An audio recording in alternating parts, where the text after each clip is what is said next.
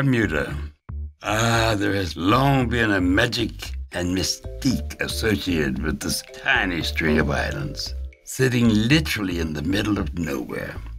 As the surprise host of the 35th America's Cup, Bermuda served a timely reminder of its natural attributes, uniquely shaped by wind and water and the qualities of the people who live here. Well, I've been travelling to Bermuda and coming here for many years now. I think 1989 was the first time I was here.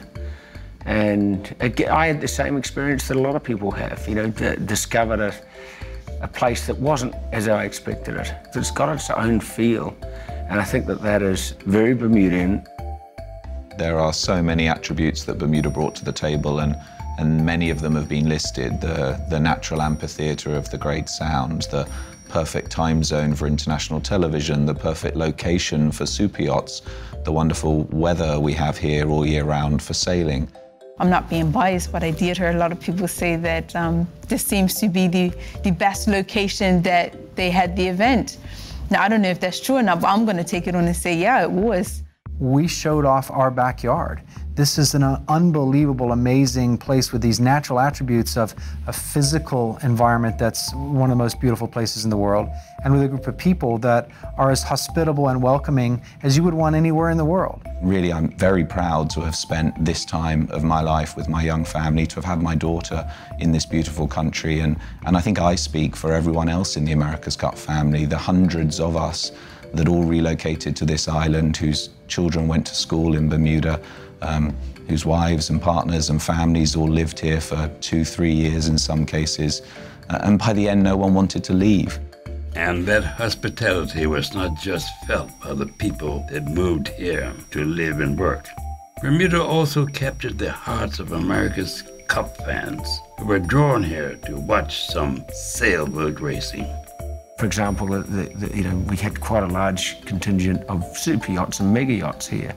We had the founder of a global retail chain, I think the world's 12th richest man, who came here with his young family from Europe, and he said to us that this was the best holiday he and his family have ever had. And that's the world's 12th richest man. And many of them echo those sort of sentiments. And you've got to think that those sort of people have had some great experiences over their lifetime. And if he goes away and talks to his friends, his contacts, his clients, his staff around the world about the charm and magic of Bermuda, just imagine the legacy impact of that. But it was more than just the beauty of our land and our well-honed talents in the art of hosting. We also showcased the entrepreneurial and innovative spirit that has been a trademark for centuries. The things that are natural attributes of Bermuda worked so well for us, but then also the kind of open for business, can-do attitude that says, okay, if we need to bring in 100 corporate hospitality vehicles that are sized bigger than normally would be permitted in Bermuda's roads, and they said, well, I guess that will be a problem. And we said, no, it won't be a problem, because we can have that embodied in the legislation of the America's Cup Act that makes it permissible to do those things, because we have an understanding as to why you would want to do them. You have a respect that we would say we would want Bermudians driving those vehicles or doing those sorts of things. As long as we could work through those things, it became apparent that actually Bermuda was an amazingly hospitable and had a can-do attitude that said, we'll figure out what needs to be done and figure out how to make it work.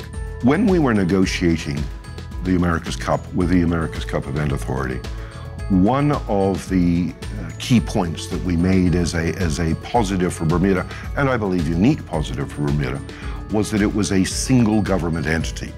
For instance, when they dealt with San Francisco, they had, I don't know how many entities within San Francisco itself, in terms of city councils, in terms of coast guards, in terms of God knows what. And then they had to deal with state, then they had to deal with federal, and they had all these levels of bureaucracy. We said, you're coming to a one-stop shop. We're going to create this ACBDA, whose job is to make sure that we get things done. That when you have an issue, as long as it is within the parameters we've agreed, that needs permissions or it needs authorities or whatever, we will get those for you. You could trust the Bermudians to do what they said they were going to do.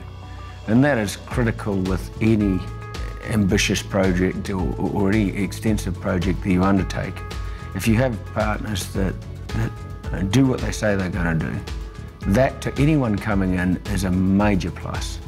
And not only did we live up to our word, we also passed on some of our legendary business acumen.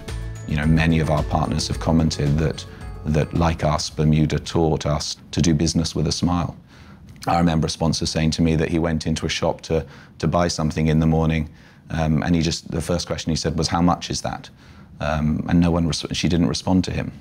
And then he remembered and he said, "Oh, good morning. How much is that?" And then her eyes lit up and the smile came through, because it's amazing, just that little bit of just the good morning, the good afternoon, the good evening. You know, none of us are too busy to smile as we pass someone in the street. None of us are too busy to say hello when you meet someone, as opposed to just diving straight into business. And that doing business with a smile is something that we in the America's Cup tried to take on the road with us when we went around the world for those 9 World Series events. And we used to call it the road to Bermuda. And we used to talk about and I used to talk about how Bermuda has taught me to do business with a smile. If we can step back without arrogance and say, well, hold on, we are a pretty unique place. And we have lots to offer the world. And we're smart enough to know that we've got to offer that better than anybody else, that we've got to do it more efficiently, which we can, that we've got to be internationally competitive, which we can. And if we do that, you know, just the natural resources that are Bermuda, the things that we've learned from the America's Cup, bring all this together. There's very little this country can't do.